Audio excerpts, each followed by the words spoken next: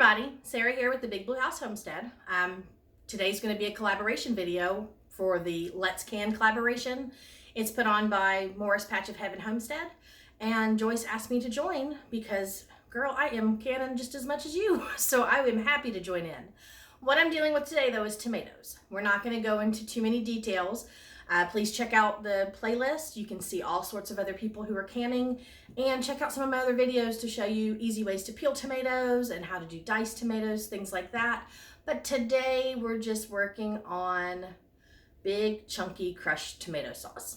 That's what I like to do.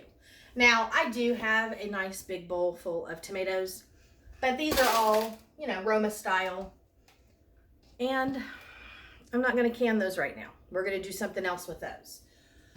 So we're gonna work with my ginormous sink completely packed full, and I'll show you that. It's a lot of tomatoes. So what I actually do is, because I don't grow the types that give me all the tomatoes at one time, I grow sporadic here and there, and you'll see orange, yellow, purple, red. To me, tomatoes are tomatoes. As long as I like the flavor, I'll put them into my sauces. But what I do is I freeze them. I like to get a lot put together, store up a whole bunch, kind of hoard it. Yeah, I'm a tomato hoarder. But I put a lot into bags and put them into my freezers. Now you have to have freezer space to do this. If you don't, then just work small batches daily. Trust me, I have 3 chest freezers, and this would fill probably half of one. A lot of tomatoes here. But what I do, as you can kind of see on this bag, I cut them in half or into 4s, just depending on the size of the tomato. And I stick them into just bags, put them in the freezer. And once they are completely frozen, I then take them out to defrost them. The skins peel off very easy that way. I don't have to worry about as much hands-on labor. It's basically a lazy way to can your tomatoes. So we're gonna work on these big, ginormous amount of tomatoes, and we are gonna get a bunch of sauce canned today, and I'll show you what we do next. But for now, I'm just gonna dump a bunch in this Nesco, because I'm going to fill it up, and we're just going to pull the peels as they defrost. So like I said, I have a ton of different colors in here because I grow lots of varieties, and it all turns out red in the end. It may be a little orange, but it's all good tomatoes. But yeah, if you have colorful tomatoes like this, make a rainbow sauce. It's going to eat the same way. But all I'm doing now is I'm going to dump these bags in. I've got my roaster set on a very low setting. If you don't have a roaster like this, just put your pot on the stove and turn it to like a 2, possibly a 3 at the most. You just want it to warm enough to be able to start defrosting. So I'm going to go ahead and fill these all up, and then when they start defrosting, I'll show you how to remove the skins and the next steps. Okay, so my roaster's pretty full at this moment. I'm not going to add any more into it. I need space to work with the skins, but look at those beautiful colors. Lots of beautiful tomatoes.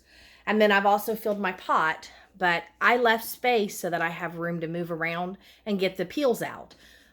I recommend doing the same thing if you're doing this method. Don't fill your pots to the top. Gradually let them just cook down a little, remove the skins, add more. Makes it so much simpler. Yeah, see, I still have a whole sink full. So we're going to have a lot of tomatoes to work with today. All right, and the only tools I use at this point is, because I'm just getting the tomatoes going, a spoon and a pair of tongs. I can stir the tomatoes around, and I can peel the skins out. That's all I need. So very easy steps. And as these defrost, I'll show you how that gets done. So yep, now I'm just gonna come through and just get all these tomatoes starting to peel.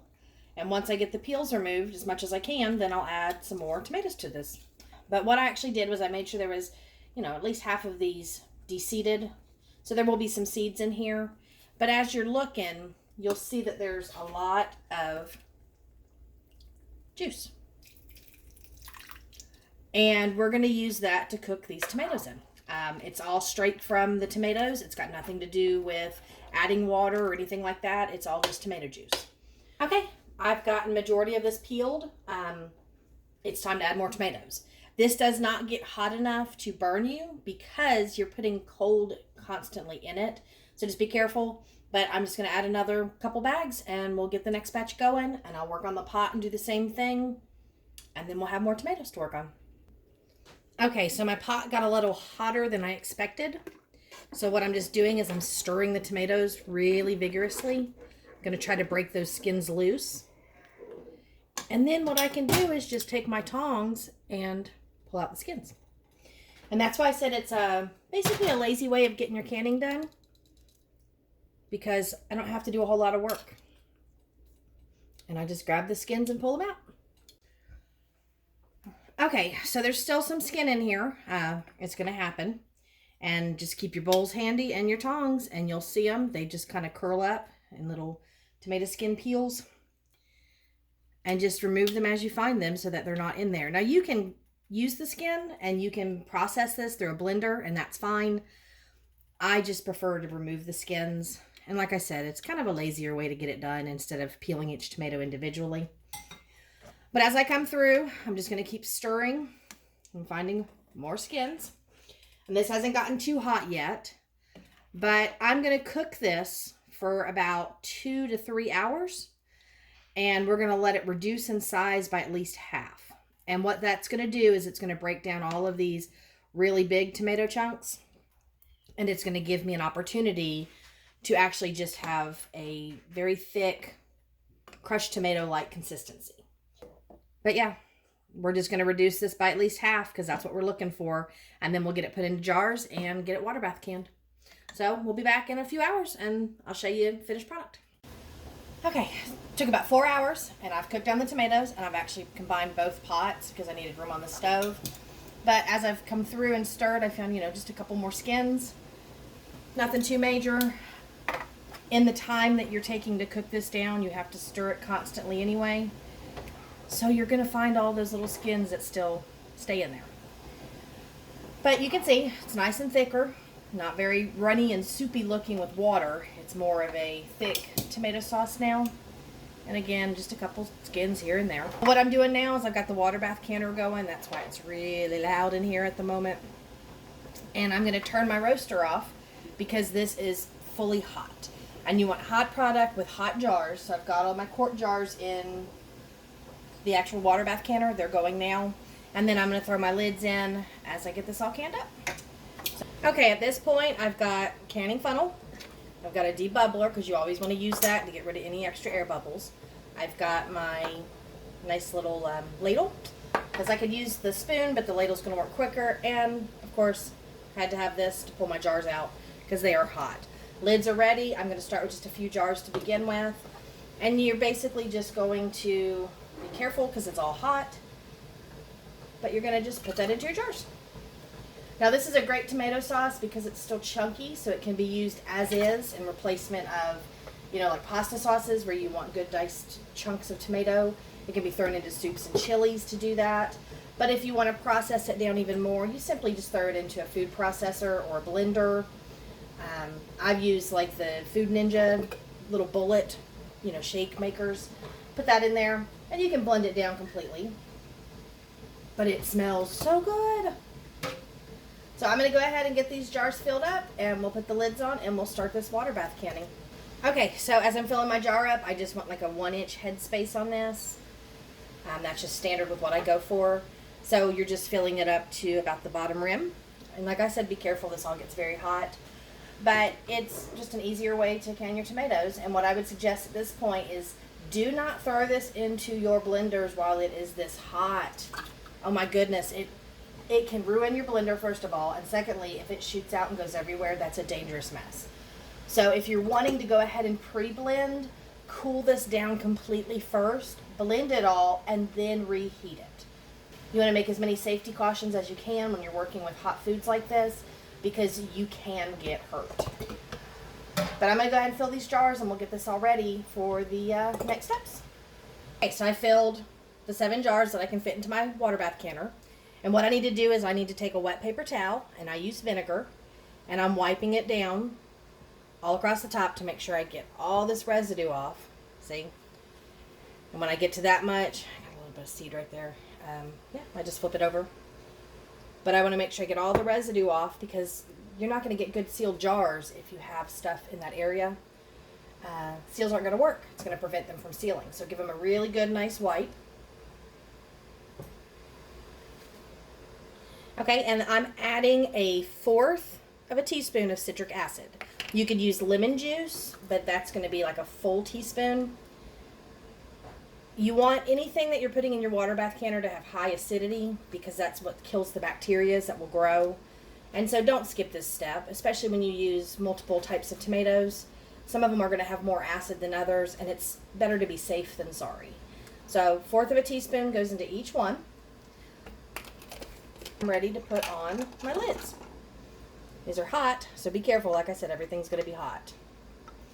Make sure you use brand new lids, and you use nice, clean, sterile jars, because you do not want to waste all this product. Once this goes into your water bath canner, if you have put dirty stuff in there, you have lost it all.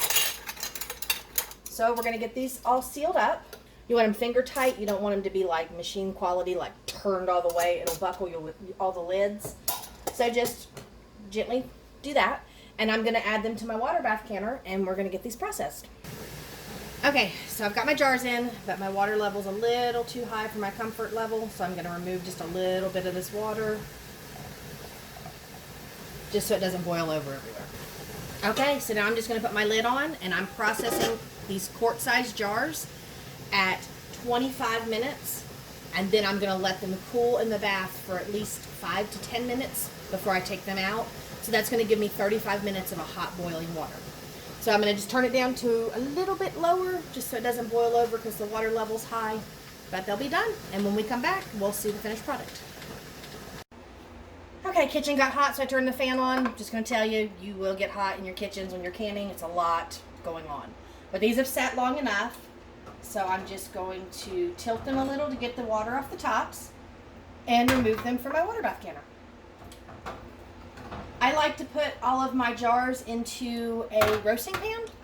I have in the past had issues where they have busted, and I do not like cleaning up that kind of mess. So you can hear them dinging already. I put mine into a roasting pan just to prevent any of that. A lot of people put them on towels. Choice is up to you. But I can also move these. Within 24 hours, they should be completely 100% cooled and done, and you're not supposed to touch them until then. So in the meantime, what I do is I put them into these pans so that I can move this pan around and get them out of the way, especially if I have to get some kitchen stuff done. But yeah, simple, easy, and I've got tomatoes. Okay, I ended up with the 7 quarts that were done this time. I have 2 full from the last batch, and no, I did not cook all those tomatoes. I still have more in my roaster. Roaster's full of more tomatoes again. Got to get more tomatoes done today. Okay, so I got the 7 quarts already, and I've got 2 on the counter, which means that first batch that I did gave me 9 quarts of tomatoes. You saw how many tomatoes I was working with. My roaster's full again. I still have more tomatoes. I've got them on the counters. I've still got the big bin. I've still got them out in the garden. So it's just a process. But I'm not going to process the other 2 jars. I like to make sure my water bath canner is as full as possible. So instead, what I'm going to do is after this roasts down, I'm just going to dump those tomatoes back in, clean and sterilize my jars a second time, and get those ready, and I'll can those all together. But easy way to do it. I mean, you spend a lot of time in your kitchen when you're canning and you're processing, and when you deal with all those tomatoes. I found this to be the simplest, easiest way. Just freeze them first, throw them into your pots and your pans and your roasters. Dinging again. But just start pulling the skins off as they defrost, and then you have 3 to 4 hours to continuously do that instead of spending 3 to 4 hours peeling all those tomatoes prior. I found this to be the easiest way to can my tomatoes because, like I said before, if I don't want to just throw this straight into chilies or soups, I can then put it into blenders and blend it down and make my tomato sauce that's not chunky. It's, thin and smooth. And the same with pizza sauce and all of that. But beautiful product. I mean, tomatoes, you gotta love them, and everybody uses them. So if you're growing tomatoes, hopefully this helps you out and helps you learn. So I just want to say, check out the other collaboration videos.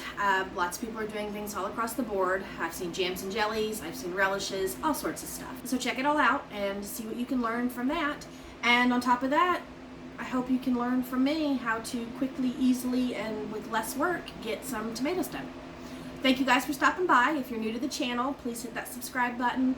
give me a thumbs up and leave me a comment, and I'll answer as soon as I can. And on top of that, check out those other channels, because there's some great people in there. And with this community and the way it works, we all kind of feed off each other, learning and, you know, sharing our knowledges. And I think it's great, and I think it's wonderful. So yeah, I'm subscribed to a lot of those channels too, so you should as well. But thank you again, Joyce, for letting me join, and I think it's a wonderful collaboration. I hope to see more videos come out. Thank you guys. I'll see you in the next one. Bye.